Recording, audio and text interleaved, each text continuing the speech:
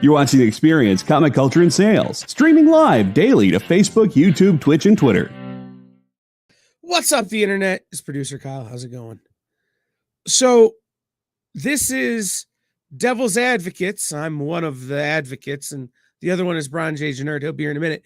But this episode, we're talking about what came first, or what a first appearance is. And I got to thinking about it, and before we get into the show, I want to mention Neil deGrasse Tyson has solved this problem for us. He knows the answer to what came first, the chicken or the egg. The answer is the egg, because the egg was a different animal that evolved into a chicken, apparently. So I think Neil deGrasse Tyson would tell you that 180 comes before 181, but that doesn't make it a first appearance, because the first appearance of the chicken came after the first appearance of the egg. I couldn't come up with a better food analogy other than chickens and eggs. Someone send wings. This is Devil's Advocates.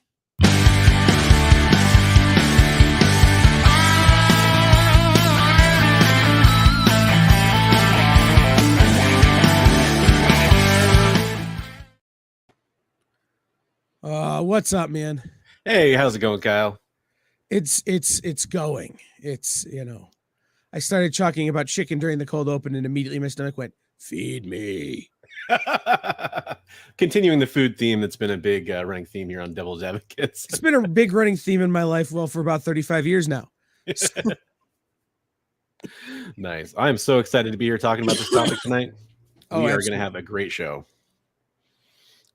It's true, chickens did come after dinosaurs, Preston, but the first appearance of the chicken did not come before the first appearance of the egg. I don't know. That sounds like chicken propaganda to me. That's possible. I don't know what the chicken lobby led by the Tyson people are telling me. It's entirely possible that that's chicken fake news. But so now we know why the chicken crossed the road. One of my favorite jokes. I have a 5-year-old nephew who lives in England who calls me at like 3 a.m. because it's 8 a.m. there.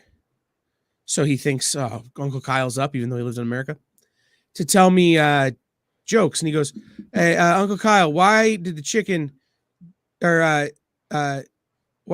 knock on the idiot's door?" And I go, "I don't know." And he goes, "Knock, knock." And I go, "Who's there?" He goes, "Bark." It's the greatest chicken joke ever from a 5-year-old. That's pretty good. I think the chicken crossed the other side of the road because it wanted to find the second appearance of Wolverine.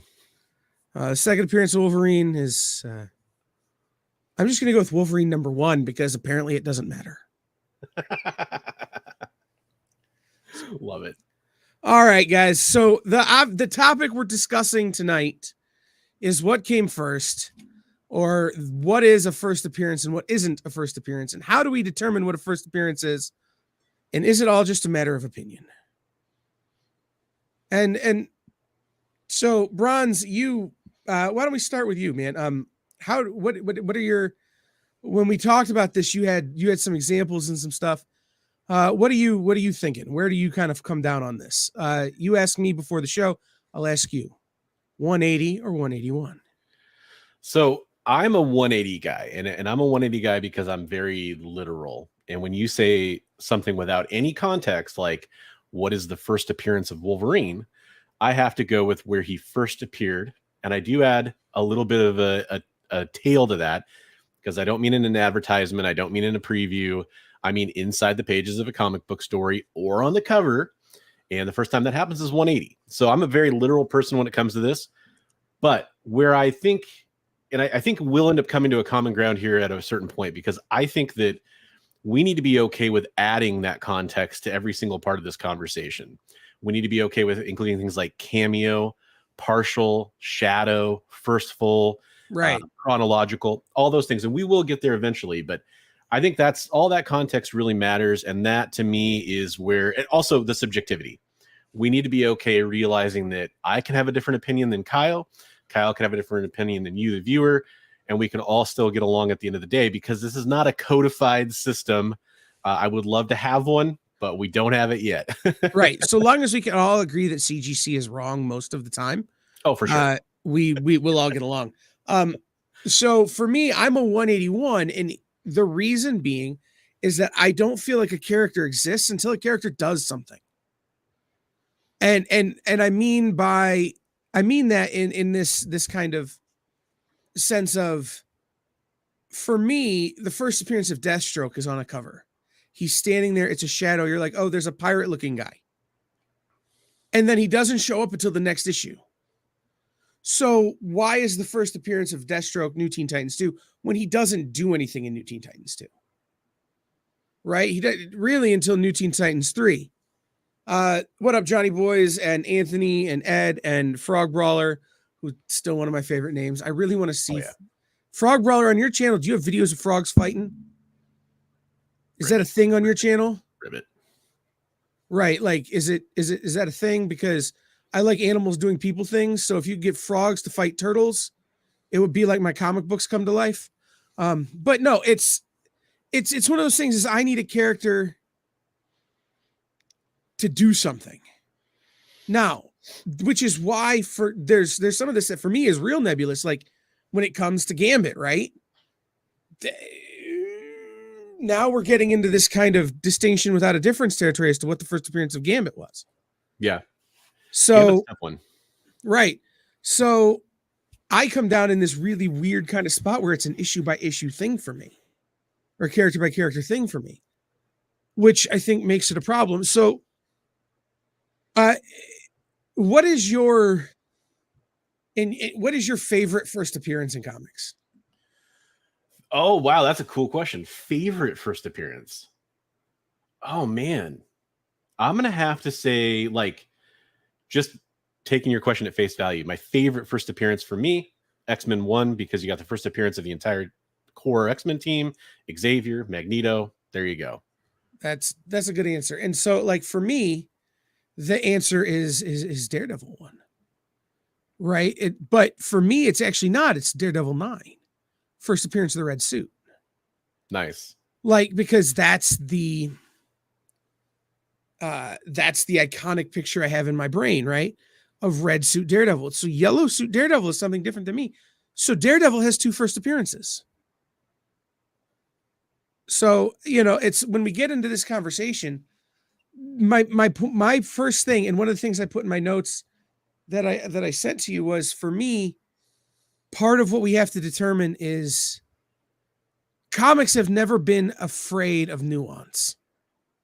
Why are we so afraid of nuance when it comes to first appearances? Yeah. This is a real, I think this is, we talked about this a little bit last week.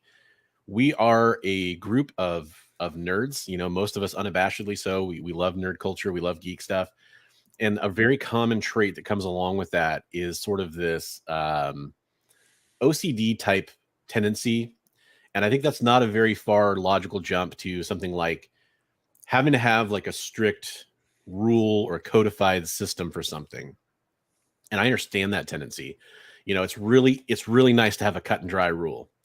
For me, for example, when it comes to this topic, my rule tends to be if they appear in some shape or form, that's the first appearance. But even for me, that's not a rule that I can completely get behind, because you take a character like Venom, and I'm not going to like say that, a little goop on the back of the hand is the first full appearance of Venom or something. I'm not going to get like that crazy. I need to see the character in a little bit more, type of shape and full form.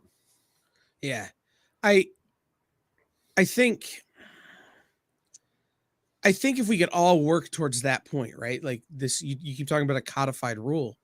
I think it would clear up a lot of things, but where this kind of comes from, where we start talking about it, is this idea of how do you make that decision? Does everyone have to make that decision for themselves? Yeah. And for me, the answer is no.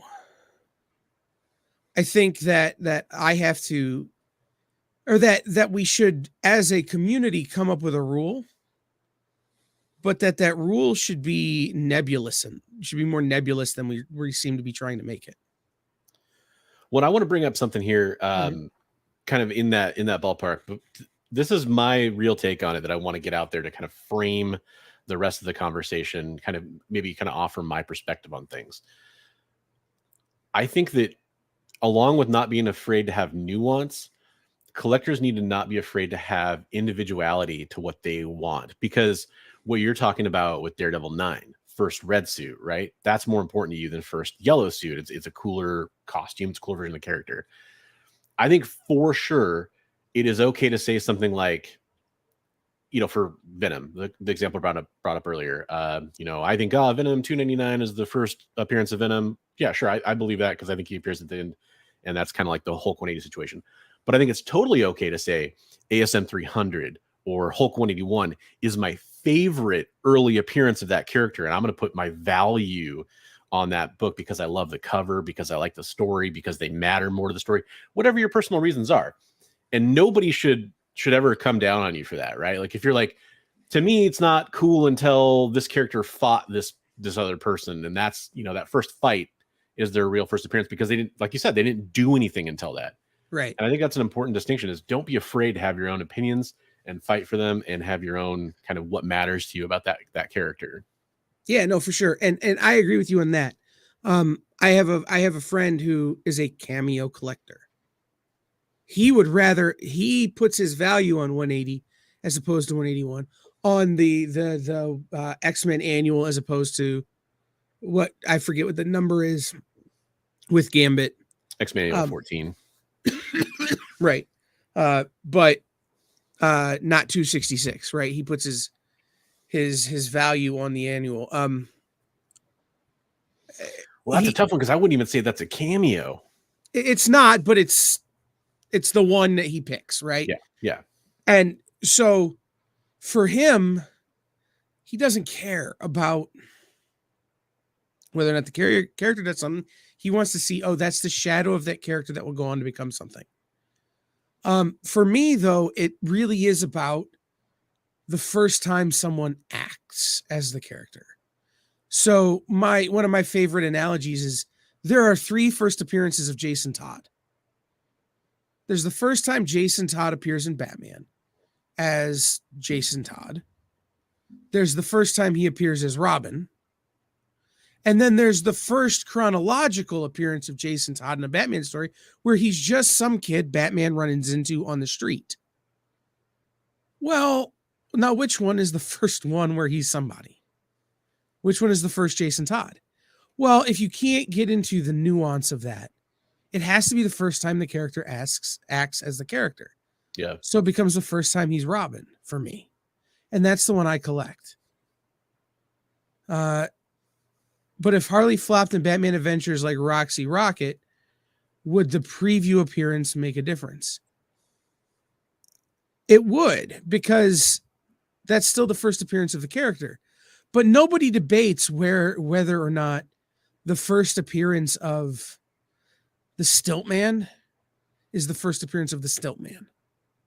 Or, nobody debates bad characters. They only ever debate good characters.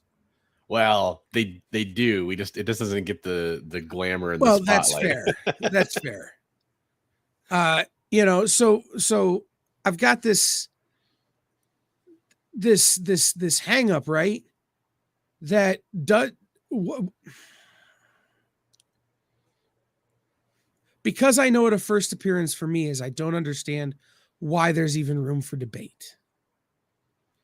But yet people are constantly online and places saying, well, actually, this is the first appearance of that character.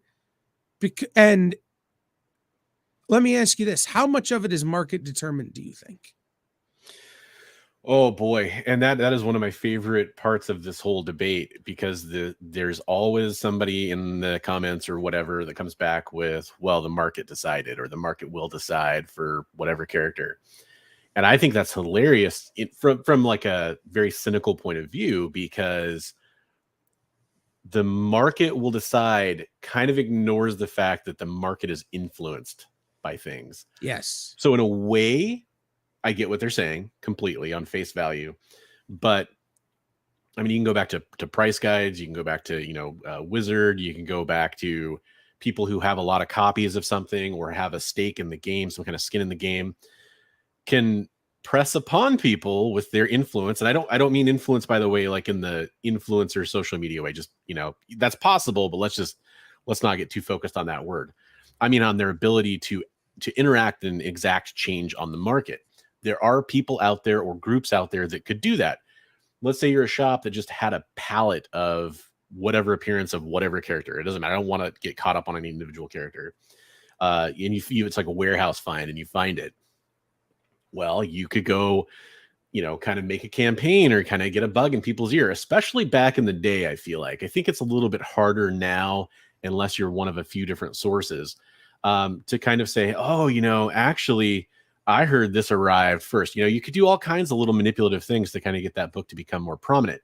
And it doesn't actually matter if you were 100% correct or even if you were 100% wrong. What matters is what people believed upon hearing that. Because I think as collectors, a lot of us, we want to kind of chase some of these books. And if something gets really expensive, like for example, X-Men 266, I'm not going to say it's like an insanely expensive book. But when people started having this idea that Annual 14 might be the real first appearance of Gambit, regardless of whether or not you believe that, well, that's a very affordable book at the time. So a lot of people went, why not? Why don't I go grab a copy? What does that do? Drives up demand. And all of a sudden you have a much different situation. And they're still not one-to-one by any stretch of the imagination, but X-Men Annual 14 is a much more sought after book these days and a more valuable book because of that than 266. Not more than 266, but than it used to be compared to 266. Right. So let's do this. I think we need to break down this market demand thing, but we need to take our first commercial break. It's time for a commercial break. So let's do this. Let's take a quick break, Jay, like real quick. And then we're going to come back and we're going to break down this market differential thing. If you're watching us if you're watching us here on The Experience, head over to Bronze Age Nerds channel, hit that subscribe, hit that follow button, hit the bell so that you see all of his content. And if you're watching us on Bronze Age Nerds, please guys, I'm the executive producer of The Experience. Head over to The Experience, click the subscribe, click the bell, help us grow. We're only going to be on Bronze's page, maybe a couple more episodes, and then we'll just be exclusively on The Experience. So we don't want you to miss out. I see your comments. I see JMO. I see some other people here. We will get to those when we get back, but we're going to take a quick commercial break right now. You know how when you go to Comic-Con, after Comic-Con, you go to the hotel bar, and there's a whole bunch of people playing music and dancing, and you've got Pikachu and Lara Croft Tomb Raider doing the cha-cha slide just down from Deadpool and Batman and Wonder Woman? That's every Saturday night over on the Experience Twitch channel. Join Taji Beats for the EXP Dance Party, exclusively on Twitch, twitch.tv/the_EXP.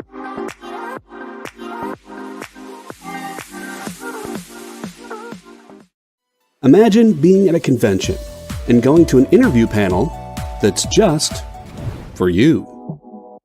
No bustling crowds, no hours-long lines, just you, the moderator, and your favorite comic book creators. Well, this is pretty much that.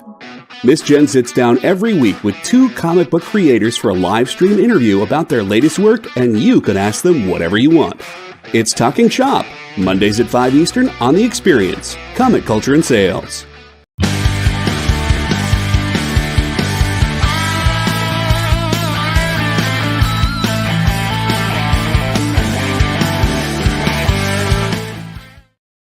Welcome back, everybody. This is Devil's Advocates. I am producer Kyle.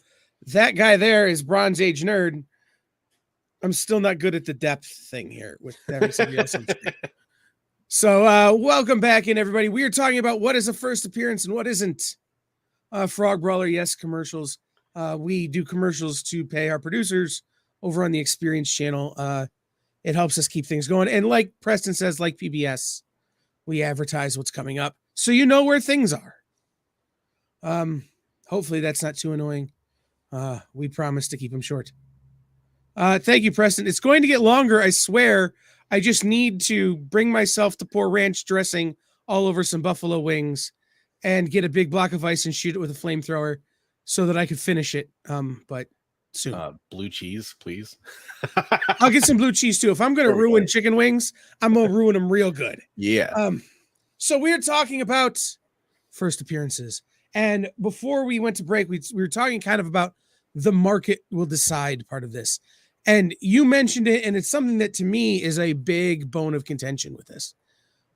There are companies and things out there that are telling people what first appearances are, who have a financial stake in these first appearances. And one of my big examples, and ironically, I mentioned we were doing the show to Jen King, and she said she started giving me this example. Preston, I already own a flamethrower. Of course you that's do. not hard. Well, we use it for lighting the barbecue pit. Hell yeah. So it's not a flamethrower. It is a flame thing. Anyway, you could buy it at the local hardware store. It's not illegal. Anyway, but she got fired up.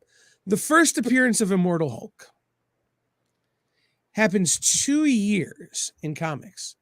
2 years worth of Hulk issues before the book CGC calls the first appearance of Immortal Hulk. What is it? Avengers 679? Is that what they call it, or whatever? Or 89? I'm not 1,000% sure of the numbers, but yeah, it's an Avengers and a Hulk book. Okay. And it's like the No Surrender storyline or whatever. Right. Yeah. And CGC, excuse me, has a vested interest in saying this is the first Immortal Hulk, because they've graded so many books that way that when it was pointed out that, hey, this character existed over here in this Avengers book way before, you're wrong, that they're going to double down and gaslight people into saying, well, no, he gets new powers in that book. Well, he doesn't. Read the book. He doesn't. Nothing is different. But they made a mistake at one point and listed something wrong, and now they're setting the terms. Key Collector's another prime example, right? Where they have a vested interest, because that's what drives their subscribers, is people going there to find out what the first appearance is and determining what the first appearance of a book is. Anthony, I think we can all agree that CGC should not be the arbiter of anything.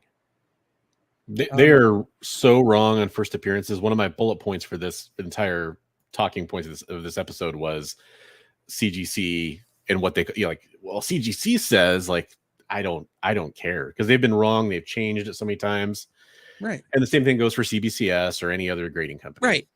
I don't think grading companies should be the arbiter of anything other than where you can buy high quality plastic. And even then, not so much. But these companies that have a financial interest, I don't think should be allowed to. They have too much influence, and I don't think they should be allowed. And I don't know how we would arbitrate that, but I think letting them have say in what a first appearance is or isn't is asking to be lied to and is asking to be gaslit.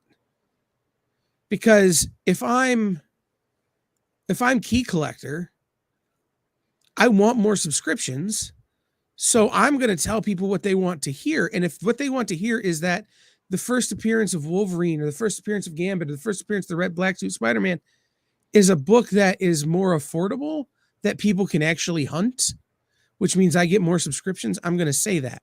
Rather than saying, well, it's actually this other book that's more expensive and harder to get, and people aren't going to really have a chance to hunt it. Well, and since we brought that up, I have to harp on the point. That's not even Key Collector's main goal, is not the subscriptions. It's that people will see that more affordable book and click eBay, go to eBay and go buy that book, so they get a kickback. It's true. And so to back up your point even more, it behooves a service like Key Collector to have, new information has come to light. Now we have this other book for this popular character that you might want to go check out. Or actually there's like 3 books you probably want to go hunt instead of just this one, or there's, this one panel appearance that's kind of like been retconned. Oh, that's another book for you to go buy. Right. You were posting on Facebook this week about one of your grails that you were hunting, which was the first appearance of Harley Quinn. And First full, yes. Yeah. And I saw that you got it. And congratulations, it's still not one I own. But thank you. It's one I've been hunting for years. My rule on that, by the way, is that I have to find it in a long box or on a wall at a convention. I can't go to the internet to buy it. Nice. Like, it's the thing that keeps me from just spending stupid money on stuff. It's a good way to do it. Right. Like, I could go on eBay and order one. I'm not, incapable, but like, no, I'm going to find it from a local comic shop and buy it that way. I definitely prefer that. Like if I ever find in the wild a copy, it'll likely replace that copy and I'll kick that one down to somebody else. Right. But the idea of having a financial stake in this is a huge problem. When I worked Comic Journey, we're kind of talking about that, and the facts are more subjective than we'd like them to be. And that's a big part of this. Giant corporate conglomerate that whispers in the ear so that you send them 25 books instead of that book. Well, I worked for a company called iHeartMedia for a lot of years, and iHeartMedia has entirely too much influence on what the number one selling record in the country is because of the number of radio stations they own. If iHeartMedia decided tomorrow that Taylor Swift sucked, Taylor Swift records would sell a lot less. Only because they're not going to get listened to as much. Because they're not going to get played on the radio. Comic Journey, I disagree with that statement as well. So, I mean, we could talk about that another time. That's not this issue. It's a good topic. It is a good topic. Yeah, we should add that to the list. Yeah, absolutely. And maybe that could be next week, right? Yeah. But any company that makes profit off of these things has a overvalued stake. And so when we look at these things, we need to look at who our source is. When we were prepping for the show, I just did a Google search. Most debated comic first appearances. And the first 7 or 8 responses were all, read about this topic behind our paywall. No, I'm good, bro. Thanks. I don't need to pay you to tell me these things. I have a hard time quantifying how many keys exist when key collectors seem to know about 10 plus of them coming out each week. That's another conversation for another day too. Yeah. And then there are preview appearances. So one of my white whales is San Diego Comics number 3. First appearance of Hellboy. But it's not really the first appearance of Hellboy. It's the first sketch, preview, kind of. It may kind of look like Hellboy. It's definitely Mignola art, but was he drawing Hellboy or was he drawing Frank? Nobody really knows, right? Even Mike at this point is like, I don't remember. That's not the first appearance of Hellboy. But if you look up first appearance of Hellboy, it'll say either San Diego Comics number 3 or Next Men. And the problem is when we talk about facts being subjective, there are first appearances, there are preview appearances, there are cameo appearances, there are concept art, there are sketches, there are previews, there are all these things that could constitute a first appearance. So what of those things do we count and what don't we count? If I have concept art of something, that is not the first appearance of that character. That's just the concept art of that character. If I have a preview or an ash can of a character, that's not the first appearance of the character. That is a preview of that character. Ooh, ash can's a tough one for me. I think I might say an ash can because if it's a comic book format and it's released to the public, it's a tough one. Unless it's an exact reprint of the pages that appear later in their first appearances, like the preview for Spider-Man 2099 in ASM 365. I don't consider that a first appearance, for example. I consider a preview appearance because it's the first few pages of the issue. Well, and that's what I'm saying. So somebody drops an ash can, that's just the first 4 pages of a book that's coming out later. When that book is released, that's the first appearance of that character. Right. I agree with that. Because an ash can is a promotional material. It's not a comic book. But to address, just to kind of do the counterpoint, the devil's advocate point here on what Journey's saying. So I'm a very literal person. I tend to be a Hulk 180 is the first appearance of Wolverine kind of guy. But it is that there's levels of nuance to it. I totally get where you could just say it's black and white, it's facts. I totally understand that perspective. But it does depend on what we're talking about in a lot of situations. Like I said, I could tell you that I think, 299, ASM 299 is the first appearance of Venom because he appears on that last page. But I have to acknowledge that we have partial appearances before that of the symbiote, of Eddie Brock and the symbiote together with the goop on his hand, et cetera, et cetera. So, like let's say what X Factor 5 is Apocalypse's shadow. Is that the first appearance of Apocalypse? Or is it just the first appearance of Apocalypse in the sun? Yeah. Exactly. And that's what I mean, right? Is it's okay. It's the first appearance of Apocalypse's shadow. If the ash can is the whole first preview, it's still a promotional material. So I'm good with calling that the first promotional material to feature that character. I'm a big fan of the nuance, right? I'm a big fan of this is the first promotional material to feature that character. Then this is their first appearance as the character. 180 is the first cameo of Wolverine. Cameo what? Huh? Cameo what? Cameo of Wolverine. Appearance, right? Right. But it's the first cameo appearance of Wolverine. Yeah. Sure. And then the first appearance of Wolverine is 181 because that's the first time Wolverine acts as Wolverine.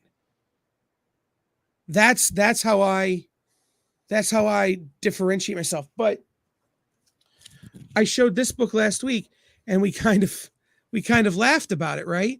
What is the first appearance of the black suit? Is it this one? Is it Secret Wars? What book is it? And what do we do when there's a tie? What do we do when there's two things that are released the same week featuring the same character? I love it.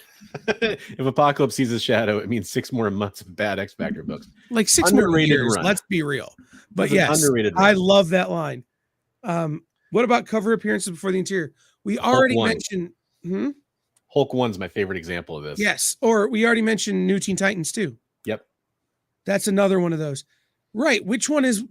For me, the first appearance of Deathstroke is New Teen Titans 3.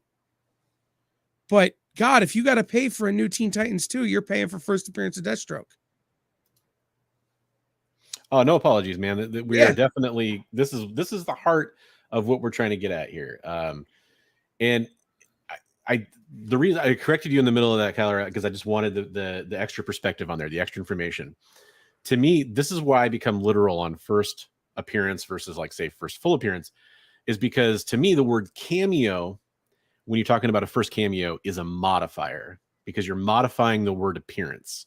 Sure. And so when you say just in a vacuum, what is the first appearance without any of that additional information? I go to what is the first time they appeared in a comic book panel. Now I do have to kind of add that context because it's in there, but that's where I kind of come in.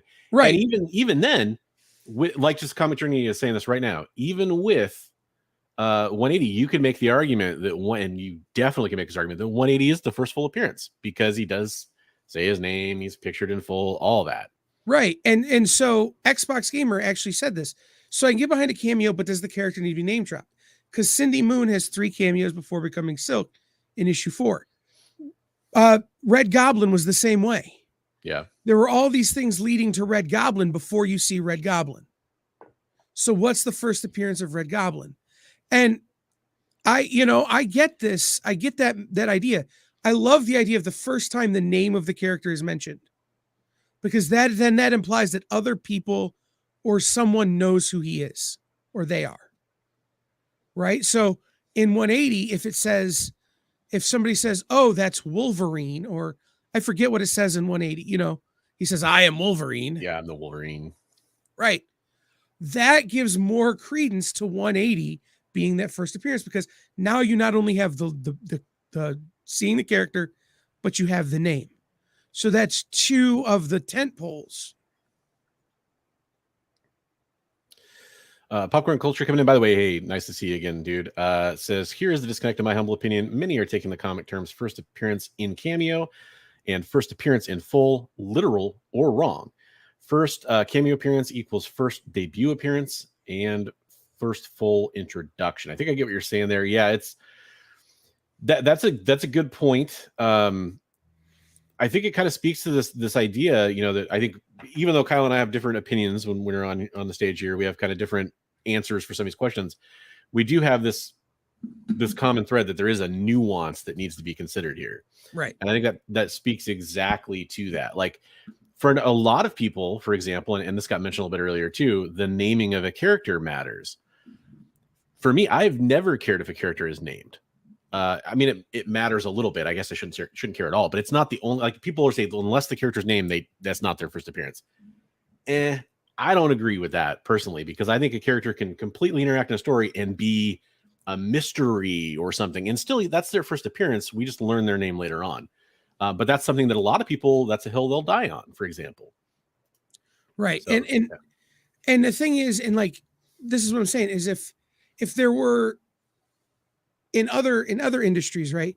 You talk about like a first rookie card for a baseball player. There are certain things that have to qualify to justify that rookie card being their first rookie card, right? It has to come out the first year they're in the league. It has to have their name. It has to have their minor league stat line, whatever those rules are. I forget what they are at this point. It's been so long since I was into that. It's that stuff. If we could develop doesn't meet this criteria, then we could answer these questions. But because we don't in comics, we really do have to lean into the nuance. Comic Journey says you can manipulate the facts any way you like to benefit your argument. It doesn't change the facts. It does change the facts. So when manipulating the facts is changing the facts. I can manipulate the fact that Wolverine isn't my favorite character, so I think the first appearance of Wolverine is Wolverine 1. Because there are no rules that I have to follow to back up that statement. So for me, that's what we have to remember here. So when I say I think it's 180, I'm not saying that because I think 180, or if I say it's 181, it's not because I don't think 180 is a reasonable argument to make. I just don't agree with it. So manipulating the facts is what this is. And it's what CGC is doing. It's what Key Collectors is doing. What all these people are doing to sell books. Rami says, I like first appearances before they get a costume. That's a cool little niche to live in, right? Like I was talking about my friend who only collects cameos. Yeah, I think they're just saying that's another example. They're saying like the first appearances before they get a costume, like as another example of that. But yeah, it is another interesting one too. Like I mentioned Venom many times. Eddie Brock versus Eddie Brock with the symbiote. Right. I was in that case, Comic Journey. Everyone knows Wolverine #1 is not the first appearance of Wolverine. But if I don't have any rules to follow, I can say whatever I want. And that's what people are doing, which is why we need to answer it, right? Why we need to have this debate. Yeah, agreed, Popcorn. Yeah. I love the first appearance of the alter ego, right? Yeah. Like, okay, this is the first appearance of, we talked about the first appearance of Jason Todd. Okay, great. Well, that's not the first appearance of Jason Todd as Robin. First appearance of Jason Todd as Robin is a different book. First appearance of Bruce Banner is not the first appearance of Hulk. But it is. Wolverine 180 tells you a lot about the character. Right. That's what I'm saying. So there's no reason to say 180 isn't. It's just my belief that it's not. There's no right and wrong there, right? There just is.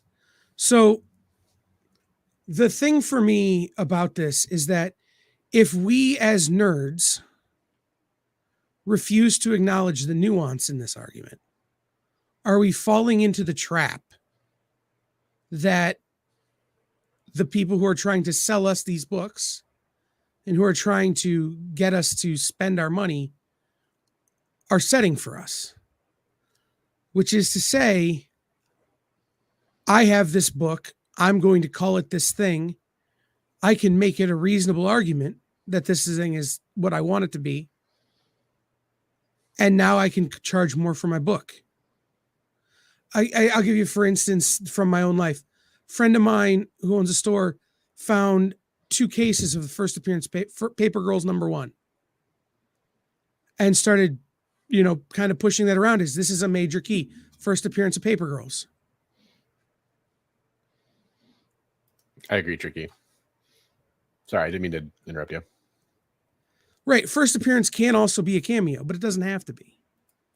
So what is that person made a whole lot of money after politicking to say that first appearance of Paper Girls is this major key. Well, the whole world knows that it's not now. But in the moment, people were manipulated by it. So when we come back, we'll need to take another break here in a minute. We can start diving into this now, though. What are some things that should be our benchmarks when we start to determine, what do we consider a first appearance, right? What are our benchmarks? And I think first time they appear in costume is a fantastic benchmark, right?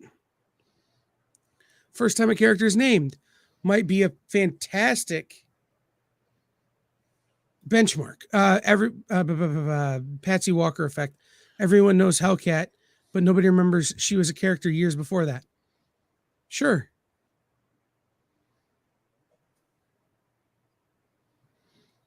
I think here, are we going to open up the phone lines here after this break? I completely forgot to open up the phone lines. I kind of feel like maybe we should with some of this debate going on in chat. Yeah, let's do it. Cool. Let's take a break. And when we come back, I'll have the phone lines dialed up. If you guys want to call in, it's 567-318-6507, 567-318-6507. Give me about 30 seconds before you start dialing. We'll be right back after this quick commercial break. You just finished the last episode of your favorite news show, and you just have to talk about it. But all your friends are ghosting you because of that incident last week at the buffet. Oh, you know the one. What you did to that chowder. Ugh. Keeps me up at night. So what do? Join writer Dan Wickline as he breaks down all your favorite pop culture media. Whether it's a review of the latest nerdy TV show or a dive back into the history of your favorite comic characters, Dan's ready to discuss all the hottest topics live. Join the conversation as Dan live streams Tuesday through Thursday at 5 Eastern, 2 Pacific on Twitch, Twitter, YouTube, and Facebook. The Dan Wickline Show, on The Experience, comic culture and sales. Did you know that every Experience show, including some exclusive content, streams on Twitch? Check it out, twitch.tv/the_EXP. Or just scan that QR code.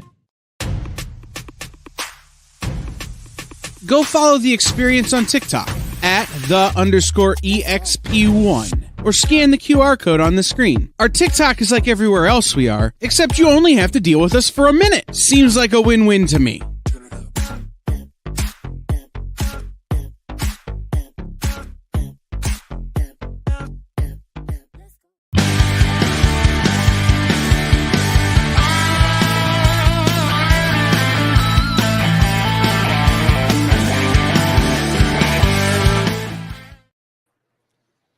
We're back. What's up, everybody? If you want to call in and talk about this, we got about 15 minutes left in the show. 567-318-6507, 567-318-6507. And we will get you on the air here. I would like to, if it's at all possible, to come up with a number of things that we could check, like almost like a checklist for first appearance. And not everybody has to follow them, but just for when we call it something a first appearance on this show, these are the things we're looking for, right? And I think there's some of this that we've talked about, right? Clearly identifiable in the costume, right? Yeah. Character name being said. What else is there? What else do you want to include? Well, I mean, one of your criteria. So it depends on what makes it on the final round. But one of your criteria you brought up was has actionable events in the story, for example. Now, I don't personally agree with that one, but some people could say appears on the cover might be one for some people. Although I think that's a completely separate topic, but that's where we get to that nuance, right? Because there's people that have different criteria for themselves. And I think we need to kind of allow for what people choose. Right. Should they have dialogue? Popcorn Culture and Raimi are both saying dialogue. What about a character that's mute? Well, so Popcorn Culture must appear in multiple panels throughout the book. Trade paper, Dad. If you can define a football move, I've got a job that will pay you $125,000 a year correcting Ed Hockley. Oh my God, that's great. I love that comment. Yeah, that's you know, that's the thing. And Comic Journey, that's the point, right? We all disagree on this. You're right for you, I'm right for me. There is no one answer in comic books, but what we're trying to do is get closer to a understanding. See, I agree with that. For me, cover appearance is its own thing. Although, like we brought up earlier, there are those times where a character appears on the cover for the first time. And, you know, my favorite example, and we'd have different ones, but my favorite example is Hulk 1, because that book gets all the love for Red Hulk, but yet he only appears on the cover. So is that a full appearance just because they appear on the cover, or is that just a cover appearance? Right. It's true. I mean, although, God, that cover's so pretty. And I think that has a lot to do with it, right? Yeah. What's the team on his back? First appearance, gets drafted by, you know, the Lions in the third round. You know, great. Miss Minutes. Yeah, that's a good example. Right. The timeless cover. Yeah, is a good example. Right. So, well, Mandalorian and Grogu's first appearance isn't actually in a Darth Vader book. It was in a Star Wars magazine. Yeah, Star Wars Insider 200, I think. So now it's not even in the comic book; it's in something else. But then again, you know, you could have that same debate: is that actually a comic book? Do you need that second two words? First appearance in comics. I think so, personally. I mean, for me, you know, like, so here's the one that's tough with that. Well, there's a lot, but the example that comes to mind, we talked about Harley Quinn earlier. I picked up that Batman Adventures 12, right? Which to me is, I'm pretty comfortable saying that, and I forget the name of it, but there's that micro comic that came with I think it was like a CD or an album or something like that. Right.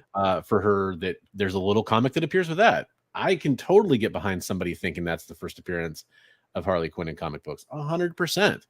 To me, it wasn't a widely available as a comic book, so I get a little iffy on that, but yeah, it'd be a fun book to own. Right. And so I think that's one we can both agree on, right? When we talk about first appearance in comics matters, not first appearance in magazines, which is why I think, you know, Next Men is actually the first appearance of Hellboy and not San Diego Comics, because that was actually just a promotional magazine, right? It wasn't really a comic book. So, you know, I think that's another thing we can agree on, right? First appearance has to be in a comic format book. And I think it's important that we kind of start to, for me, there you go, Mike. If it wasn't first appearance in comics, the Diamond Previews would be worth something. But isn't there a Diamond Previews or a DC Direct that people were clamoring over? Because it was actually the first appearance. It was a DC Direct. First appearance of the Batman Who Laughs. There's also the previews for Miles, and there's Malibu for Spawn. Right. And there was an ash can for the whole dark multiverse from DC, which I'll be honest, should be sought after, because most of them were signed by some like 4 major hitters. That's a good one too. That what comic was that in? Popcorn? I can't remember, but I know what you're talking about. There was a Strange Academy one too. Right. Oh, I forgot about that one. That one makes it really difficult, doesn't it? Yeah. And that's the thing, right? It's like I said earlier, And I get that Journey doesn't see it this way. There can be multiple right answers. It was in 7 comics. Yeah, because it was, but I think I can't remember if they all released the same week or not. But yeah, it's a tricky one. Right. Ton of ash cans through Wizard 1/2. Right. I mean, Daredevil 17, Thor 2, and like 5 more.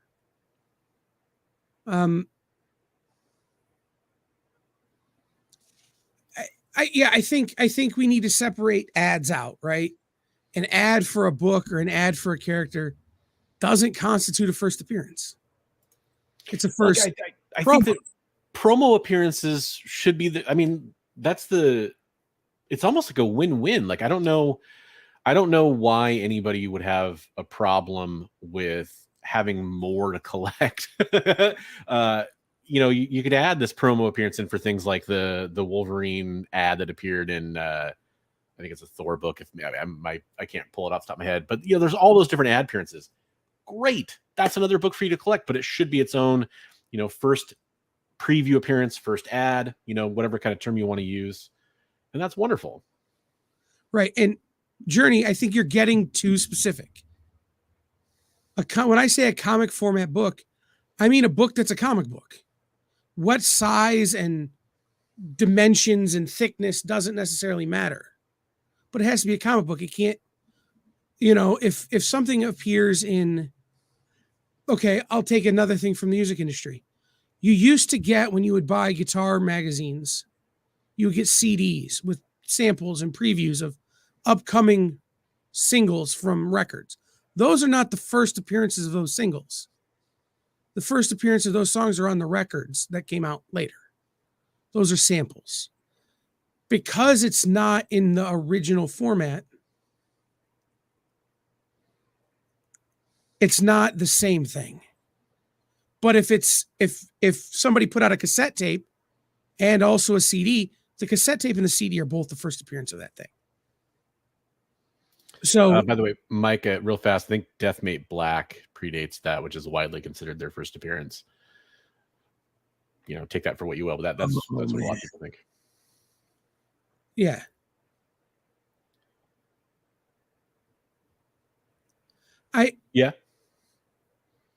Promotion material could be considered first image or advertisement of a character, not first comic appearance. Yeah, right. That makes sense. And that's again what I'm saying is the nuance matters so much to me. It's the little things. For me, it's about making a football move. It's What about even is a catch? Right. It's ask Calvin Johnson. By the way, I have a Megatron t-shirt at home that doesn't fit me anymore that's signed by him, and it's Megatron from Transformers. He's like, nobody's ever asked me to sign a Transformers t-shirt before. Oh, awesome. That is so cool. Yeah. So he retired too early. Good for him, but you have to act as the character. If Batman shows up and goes, I am Batman, that's not Batman being Batman. That's just somebody showing up and saying, I am Batman. I need him to do a Batman thing. And so for me, that is a huge sticking point for me in my own personal collection.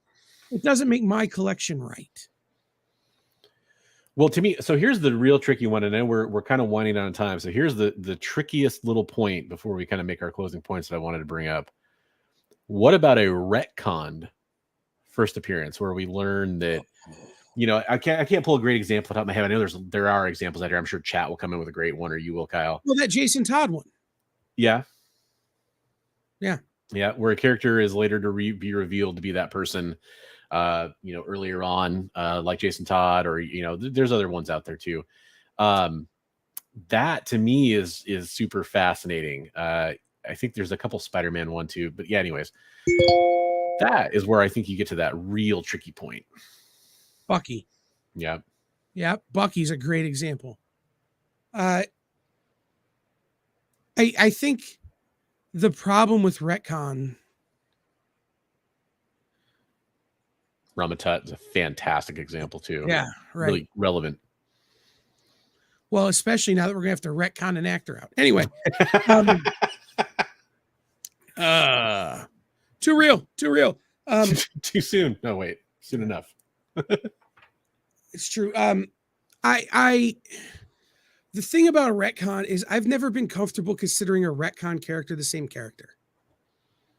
And I know they are on an intellectual level, but on a spiritual, emotional level, not. And so for me, a retcon first appearance doesn't hold the same weight as the first actual appearance.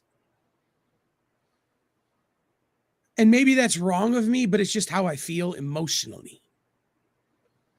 So, yeah, I think to me it kind of opens up that same doorway to have more appearances to collect. And by the way, I think those are the people that ultimately win. Are the people that want to own all the books, right? They want to own all the major early important books for a character. Because, let's say, I think Black Winter and Null both kind of have appearances like that. It gives you a chance to go back and collect a classic book, but also collect their first kind of traditional appearance in a comic book as well, or their several first appearances, their first cover appearance as well. Of course, collect however you want. That's right. That's the ultimate, point that needs to be made here. Don't let anybody tell you what you should or shouldn't collect either. But you do get that kind of excellent extra kind of effort you can put in by finding another book that, might be more of a classic tale. Right. So, all right. Well, we're out of time. We could probably talk about this for another 2 hours. And maybe we will. But do me a favor, guys. If you're over on Bronze Age Nerds channel, come over and check out the experience. Hit like and subscribe. If you're an experienced regular, head over and check out Bronze Age Nerds channel. Hit like and subscribe over there. Help us both to grow, bring you more great content. We will be back next week with another topic that we almost certainly won't see eye to eye on. And because that's the point of the show. But we will be back next week with another great topic, and we will see you then. Thank you, thank you, thank you.